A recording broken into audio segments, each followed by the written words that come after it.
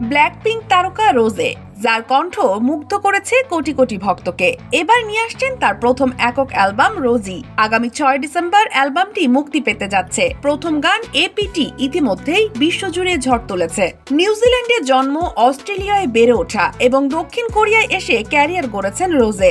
মাত্র 15 বছর বয়সে ওয়াইজি এন্টারটেইনমেন্টে যোগ দেন তিনি। কঠিন অধ্যবসায়ের মধ্য দিয়ে রোজে নিজের জায়গা তৈরি করেন। রোজে বলেন, নারী সঙ্গীত শিল্পীদের গান শুনে বেড়ে উঠেছি।